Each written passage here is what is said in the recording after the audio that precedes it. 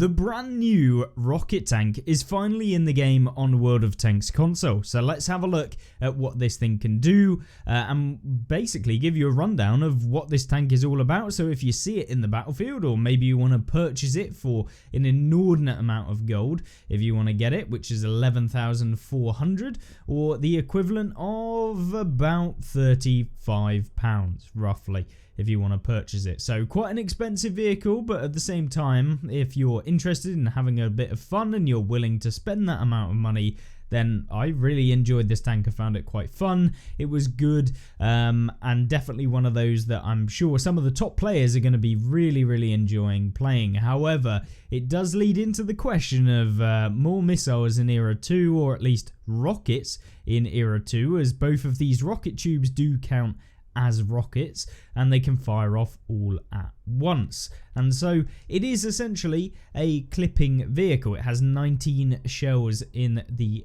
rocket tube, and you can fire off a couple of magazines of these rockets, in fact just 2. So with that being said, of course it is an M46 or M48 pattern variant, to be honest. I mean, you can pretty much see it. It literally looks almost like the M48 pattern. However, this is the Magach Hydra, or the Magach 6R Hydra. And this vehicle has 359mm of penetration on the standard rounds, which is okay. It's on the lower side of some of the vehicles that we already have in the game, but it does deal 460 damage. But the whole point of this vehicle is to combine a decent DPM with your standard gun and then combine it with the rocket tubes to have mass effect. And because of those rocket tubes, you can swap between both the standard gun and also firing those rocket tubes.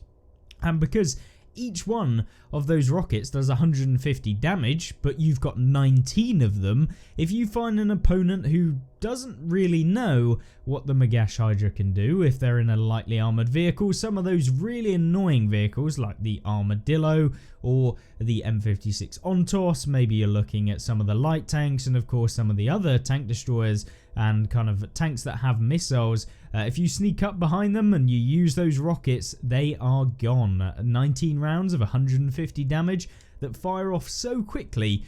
0.33 inch clip reload.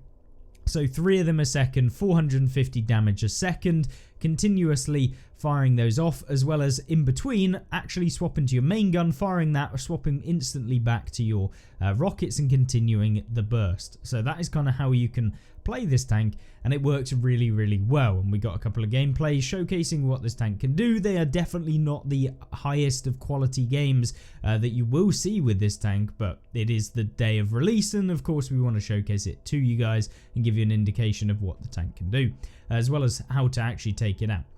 So in terms of armor wise, it has basically none. It gets penned by absolutely everything in this tier, or era. And so yeah, you will be finding this a bit of a pain to actually pen, or at least to bounce even, if you're playing it, and of course very easy to pen if you are playing up against it, which is brilliant. A nice little balancing feature. Definitely didn't need armor to make this tank interesting and novel, and of course those rocket tubes definitely make it a novel vehicle. Of course, having good DPM of nearly 5,000 with the standard gun and 5,292 with the rockets puts it up there with some of the higher DPM vehicles at this era. So yeah, it's definitely very strong in that department. And then you combine it with a decent top speed, nothing exceptional, so it's definitely one of the slower vehicles that you're going to see in Era 2, but the whole point is that you are going to be kind of trundling your way forward and finding opponents as you go using the main gun, and then when you get up close and personal, you can use those rockets to deal devastating damage to people as you go. Of course, that's not it. You do get a decent view range with this tank. It's not exceptional, but it's okay. You're going to be able to spot some people in the game, which is great. Of course, you want to be putting on camo, usually picking camo that you think will blend into the background, and stuff like that will help you out, but it does give you that camouflage bonus, which of course makes it harder to spot you. Although when you are firing off all of your rockets, it's probably likely that you're going to get spotted anyway. But you kind of want to play it as almost a support medium tank, where you're following around your heavy vehicles and making sure that you can kind of be the surpriser, the one that kind of comes in after the heavy has taken the hit on your team and the enemy tanks have fired, and then just dealing a ton of damage all in one go. I feel like that is how this tank is going to work. So if you're coming up against it and you see that there is one of these on the enemy team, just be aware that you are going to want to try and track it, because it has huge tracks in the first place, and of course it will stop it getting around the side of you where it can use those rockets, because that is the ultimate kind of negative of playing up against this thing, is that if it gets around the side of you, you can be taking a huge amount of damage, and there's not really a lot you can do against it, especially if they track you in return. So tracking this thing, very, very important, and it's going to save you a lot of kind of health, and of course be able to take this tank out pretty easily. At the end of the day, it is basically an M48 pattern with no armor that can be penned quite easily, albeit a different variant that I'm sure is, I believe, an Israeli vehicle in real life, something like that. But either way, it's a variation of what you see with the typical American medium tanks, except with maybe slightly more armor than the M48 pattern, but at Era 2, its armor is probably worse than the M48 pattern in World War II. So make it that what you will. But yeah, really, really enjoyed the tank. I think now we take a dive into what the gameplay is like and see whether or not this is going to be a problem for Era 2. And yeah, you might be surprised with what we actually come out with. Now jumping into the first game is on Vineyard. So Vineyard's been a pretty decent map for a vehicle like this, where you get quite a bit of an opportunity to use the main gun, as well as when you do get a bit closer to people, you can use those rockets and deal a ton of damage to people, and you can catch them off guard, especially if they're trying to YOLO your teammates or whatever. And it kind of is the anti-YOLO mechanic when there's a couple of vehicles that are coming towards you. It certainly is not the anti-YOLO mechanic when there's about 5 tanks that are just YOLOing towards you, that you can't really do a lot against regardless of what tank you're in. So be aware of that. It can be a little bit of a pain. Now, in coming up to here, we're making sure to hide behind the house. This gives us some camo or not camo, but at least the area so that we don't just get penned. And you can see we're going after the Marder here. He goes for a teammate, and these are the rockets coming in. Very, very good. I didn't really want to save them just for a couple of rockets to come out later on in the game, so we went for just firing them all off to just reload. There's not much point in keeping hold of them. In terms of maybe min-maxing the tank, you probably would want to keep hold of them, and then kind of maybe the next rockets that you fire off, you can save some of them and then reload a full clip to potentially go in later on. But for us, we're only really testing the vehicle out, seeing whether it actually works as it's probably intended to. And you can see here, we're just getting some easy early game damage with the main gun. It's very reliable, the accuracy is brilliant, the aim time's good, and yeah, it just feels like a very, very solid tank. And starting off, I think we kind of have to talk about, is it overpowered? Is it annoying? Is it going to be broken? I think the first thing is, I don't think this tank is going to be broken. The armor is simply so bad that even if you do get auto-aimed by someone across the map, which it's Cold War, pretty much everyone just auto-aims in this game, it doesn't bounce anything. You're going to take a ton of hits, and yeah, it's just a big pain when it comes to that. But what you can make up for that with is, of course, the great DPM. So it's kind of counterbalancing the terrible armor with having some novel mechanics and, of course, having great DPM. That is very, very powerful, and I think up there with some of the best. And then combine that with the opportunity to fire off the rockets in a very, very short burst where you can have crazy amounts of early game DPM. Yeah, it just feels really nice. Now, unfortunately, of course, when you come up against the true missile launchers, there's not a lot you can really do. You're quite slow, you can't get out of the way often. You could see there, we could have tried to run, but I mean, it's pretty much pointless, and we're going to get taken out anyway.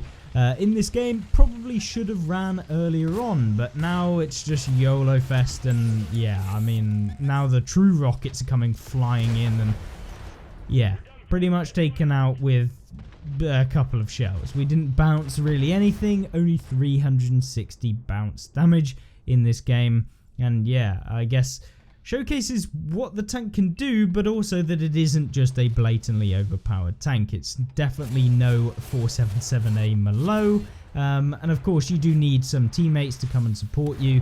Things like Armada A1 would have been really useful to have nearby so that he could actually use the tank as it's intended, but unfortunately that wasn't the case in this game, and that really does sum up what this tank is kind of potentially a negative of it. And there you go, the Marder ending up with 26 damage from sitting at the back. Definitely worth doing that in the game, especially on Cold War. I don't get why people still camp up on this hill. It's literally the worst place you can go on this map. It's genuinely useless in almost every single game mode that you will ever play, and pretty much is a guaranteed way to throw yourself away and give your team a negative impact. So don't sit up on this hill. It's literally pointless. And you'll find that you just end up ruining your team's game as well as your own, because at the end of the day, if you're not supporting your team on any of the flanks and just giving the opponents the map, you're going to end up getting 1v7'd at the end of the game, and you're probably only going to get 1 or 2 shots off. Case in point, 700 damage by the Big Light Panzer there, and of course 26 from the Marder 1A1. So not blaming the team, but just as a word of warning to those of you who are wanting to maybe get better, try avoid doing stuff like that and get into the fight itself and try and do a bit of damage. And that's the best way you can learn as well, because you're getting into a lot more challenging environments, engagements, and you'll learn way more than sitting at the back of the map. So just thought I'd add that in there as a little bonus if you're watching this video, and hopefully you enjoyed so far. But we've got one more replay that I want to showcase, because yeah, we want to give you at least a fair opportunity rather than the 4-minute and 25-second game. Now then, the next map is of course Redshire. Redshire being one of my favourite maps of all time. It really is a great kind of map, showcasing that any sort of tank on this map will be able to do at least something, regardless of whether you're a heavy, a slow heavy, a tank destroyer, whether you're a light tank. There is something for everyone on this map, and if you play right, you can have exceptional games, and hopefully we can have one of those in this replay, but can't guarantee that. I am not the most experienced Cold War player, even if my damage total is 19,000 on Cold War. Yeah, it was definitely not in the 477A Malo, driving straight forward and ruffle stomping people, because balanced Era 3, definitely no problems there. But I really did enjoy playing Era 2, playing this tank, giving it a go, and seeing whether or not it can work. And it definitely can. These were some of the quick games that we tried, and they worked really well, and it gave me an opportunity to see whether or not you can do stuff. You can see here we're auto-aiming with the rockets. Obviously, when you're using this tank, you don't want to be auto-aiming. You want to use the free aim like we're doing now, because it will be way more accurate. Of course, when you auto-aim, it is going directly at the center of mass. So whenever you shoot that rocket or whatever it is, it goes in a straight line. It doesn't travel with your cursor, or at least your aiming reticle. So, you know, if you miss the original shot, it's gonna miss. It isn't gonna be able to move. It's not a missile after all. So make sure that you do, when you come up against things, do aim properly and give a bit of lead as well, because maybe someone moves back slightly, you want to be able to at least deal with that. But you know, this game, not so good at the beginning. Our team have kind of been throwing themselves away against a lot of these vehicles, and although we are about to get a ton of shots into the Magach, we have fired off pretty much all of our rockets now, and there you go, a couple more. Hopefully we'll find someone else, but you can see that not all of these rockets do actually pen, and I was going to test them out just against this Leopard, see if we could get some long range shots. But with the rockets, of course, they're much slower than standard rounds, as you'd expect. Rockets traveling much slower than actual tank rounds and high powered rounds, which is essentially the premise of them. They're slower, but they deal more damage if they do pen, typically, except these ones, because they're so low caliber, or at least so low penetration, that yeah, they're just not that strong in terms of each of the rockets. But of course, a barrage of 19 of them coming at you, yeah, they are significantly stronger. But I guess that's kind of the counter argument to having just one missile with like 1,000 alpha versus being able to fire off 19 of them. But that's what made this tank really fun. Trying off different vehicles. You can see here we have bounced a couple of rounds, but remember, you're not really going to be able to do that.